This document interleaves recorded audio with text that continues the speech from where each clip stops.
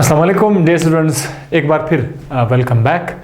आज हम आपको पढ़ाएंगे कि सेलुलर रेस्पिरेशन में कितने एटीपीज होते हैं और काफ़ी स्टूडेंट्स इसके बारे में सोचते रहते हैं, कंफ्यूज होते हैं कि एटीपीज की एग्जैक्ट तादाद क्या है, 36 है या फिर 38 है या फिर 40 एटीपीज हैं।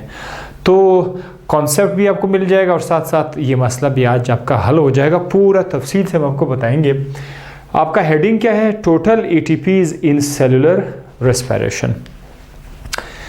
देखिए, इस टॉपिक पर मैंने वीडियो लेक्चर ऑलरेडी मैं रिकॉर्ड कर चुका हूँ कि सेलुलर रेस्पिरेशन में कौन कौन से स्टेप्स है। एक समरी थी, ज़्यादा तफसील समरी टाइप की है, जिसमें सारे के सारे स्टेप्स को मैंने एक वीडियो लेक्चर में कैप्चर किया हुआ है। बड़ा आसान, आप पहले वहाँ जाके चले जाइए, फिर वापस यहाँ पर आप आ जाइए। तो जैसे कि आपको पता है कि सेलुलर रेस्पिरेशन में ग्लूकोज की तोड़फोड़ होती है, उसकी ऑक्सीडेशन होती है और वो कई स्टेजेस से गुजर कर आखिरकार उसे कार्बन डाइऑक्साइड और वाटर बन जाता है और उसके नतीजे में हमारे पास एटीपीज मिल जाती है और उन एटीपीज को फिर हम खर्च करते हैं हमारे बॉडी के अंदर, मुख्तलिफ प्रोसेस में वो यूज़ हो जाते हैं। जो पहला स्टेप है सेलुलर रेस्पिरेशन का वो है ग्लाइकोलाइसिस। ग्लाइकोलाइसिस में ग्लूकोज कन्वर्ट होता है पायरुवेट में। आज इसको बोलने की ज़रूरत नहीं है, मुझे बताने की ज़रूरत नहीं कि ग्लाइकोलाइसिस में होता क्या है, क्योंकि टॉपिक ये है कि एटीपीज कितनी है। तो ग्लाइकोलाइसिस में कन्वर्जन होती है ग्लूकोज का पायरुवेट में। तो मैं आपके लिए तो शॉर्टकट लिखता हूँ, ग्लूकोज इनटू पायरुवेट, ये इसका ग्लाइकोलाइसिस में। इस दौरान हमारे पास NADH ATPs ये बनेंगे। कितने NADH बनेंगे अगर आप वहाँ जाके देख लेंगे तो हमारे पास 2 NADH बनेंगे।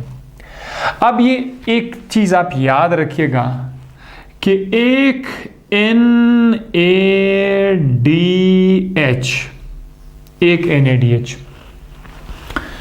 जब ये इलेक्ट्रॉन ट्रांसपोर्ट चेन पे चला जाता है, ये NADH, तो इस एक NADH से हमें 3 ATPs मिलेंगे।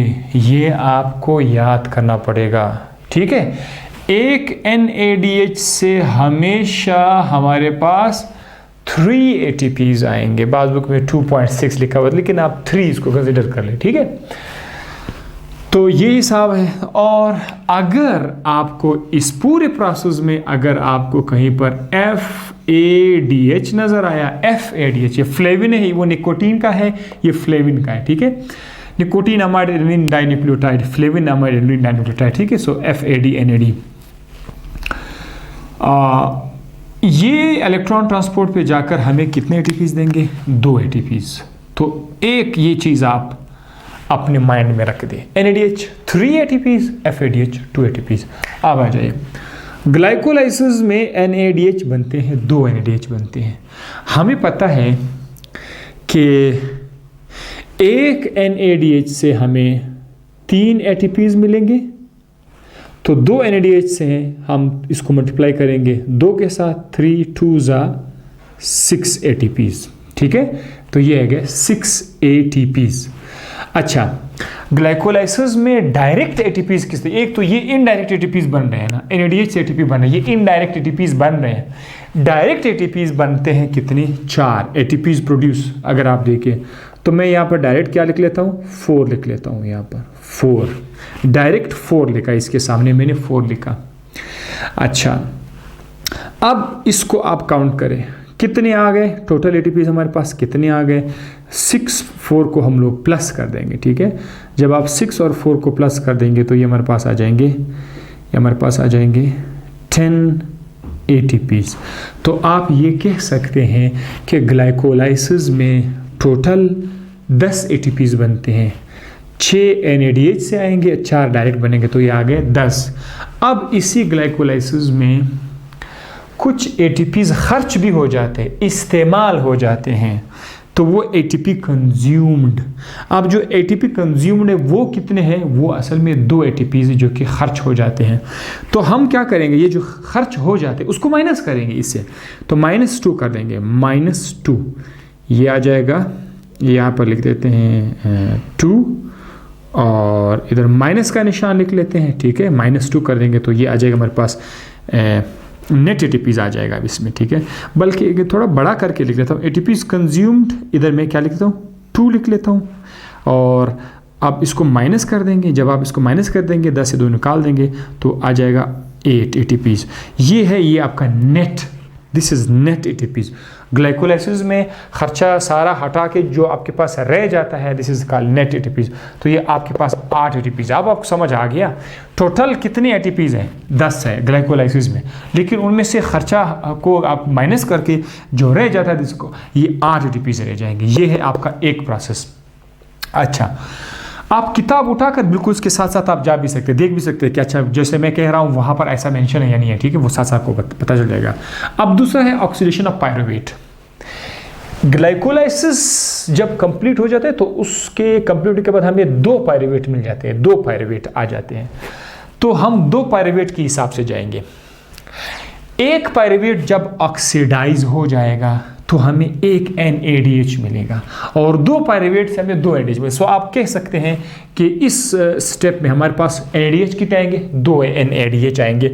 सो 2 NADH आएंगे। हम फिर से क्या करेंगे, आपको पता है कि एक NADH से हमें कितने ATPs मिलते हैं, 3 ATPs। ये हमें पहले से हमने बताया था। मल्टीप्लाई करेंगे उसको 2 के साथ तो ये आ जाएगा 3 2 6, ठीक है, ये आ गया 3 2 6 ATPs इसके अंदर आ गए।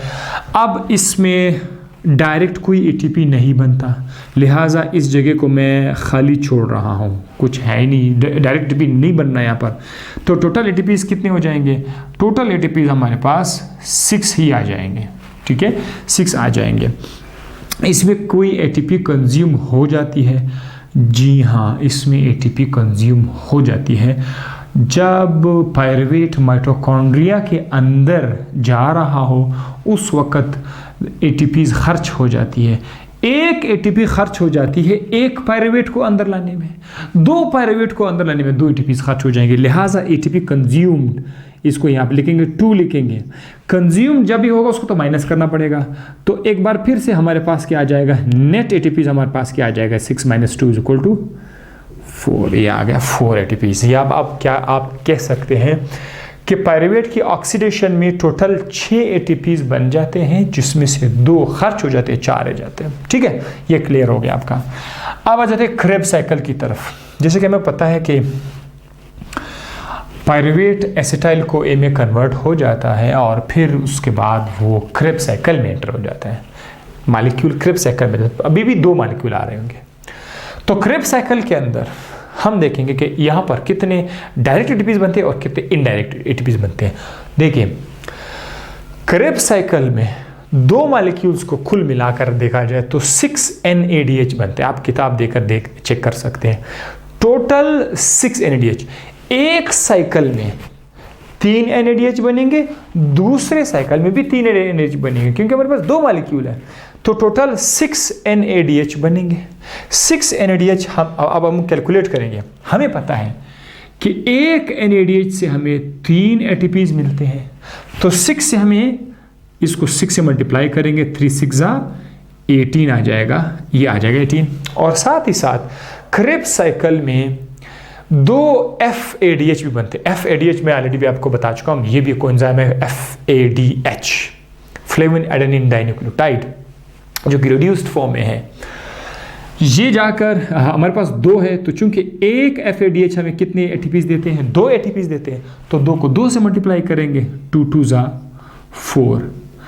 अब आप देखें यहाँ पर 4 ATPs ये FADH से आ गए, 18 ATPs NADH से आ गए।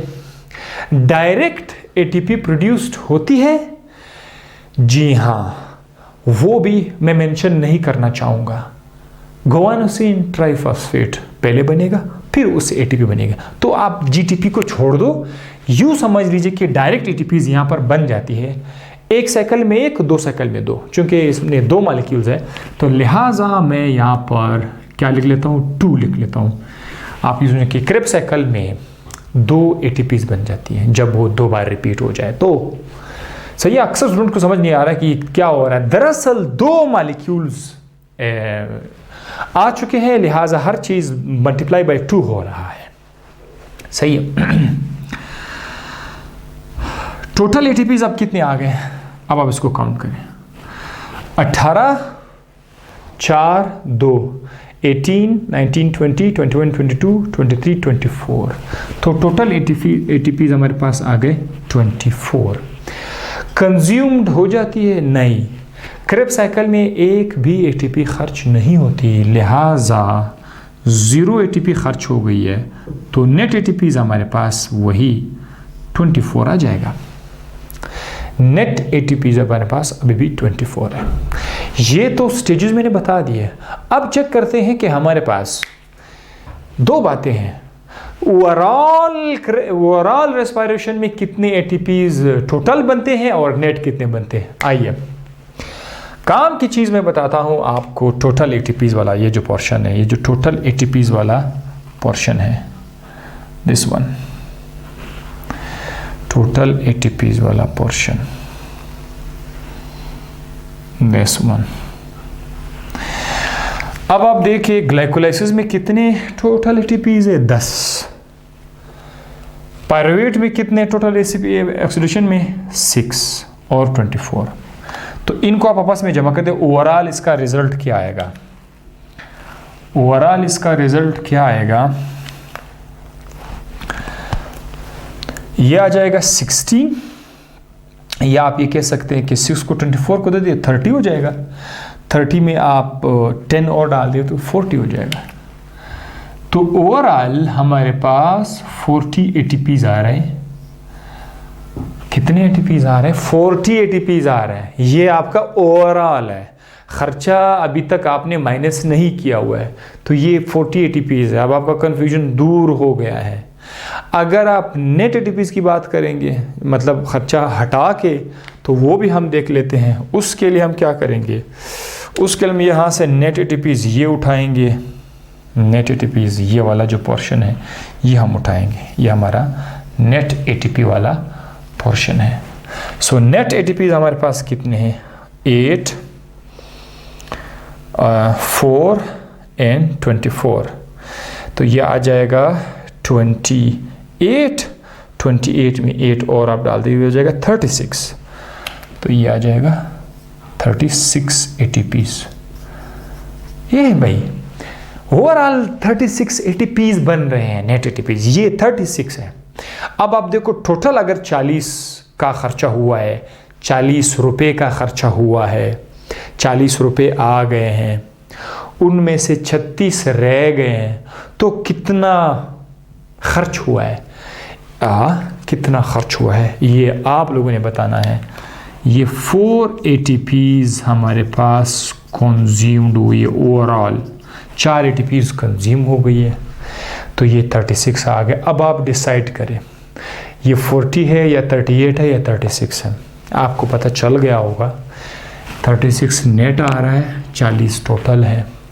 बाज़ लोग क्या करते हैं, ये जो 2 ATPs माइटोकॉन्ड्रिया के अंदर खर्च हो रहे हैं वो शो नहीं करते हैं, बिल्कुल शो नहीं करते, जिसकी वजह से वो 38 बता। लेकिन नहीं, आज आपने बताना होगा कि 2 ATPs खर्च हो जाते हैं, लिहाजा अब आपका आंसर जो है वो 36 है। तो आई होप ये मसला आपका हल हो गया होगा। नोट कर लीजिए कि मैं बोर्ड से बिल्कुल इस तरफ हूँ आगे आपका। और साथ साथ मेरे तमाम के तमाम स्टूडेंट्स को मैं दोबारा ये भी बताना चाहूँगा कि दूसरा चैनल मेडिकल ग्लोब के नाम से मौजूद है। जो नए नए स्टूडेंट्स अभी आए हुए हैं वो ज़रूर उस चैनल की तरफ चले जाएं, क्योंकि उस चैनल में आपके पास हायर लेवल के मेडिकल लेक्चर्स अवेलेबल है। वहाँ भी आपको FSC के बाद जाना होगा, तो ज़रूर वहाँ पे जाकर उस चैनल को भी अपने लिए सब्सक्राइब कर ले, ताकि उससे वीडियोज़ आपको मिलती जाइए। उसका नाम है medical globe, GLOBE globe by doctor Hadi, इस नाम से है ये। आप हाँ, ज़रूर जाकर इसको विज़िट कर लें और देख लें। यहाँ तक हो गया हमारा लेक्चर। अपनी दुआ में याद रखिएगा, अपना ख्याल, दोस्तों का भी ख्याल रखिएगा। अल्लाह हाफिज़।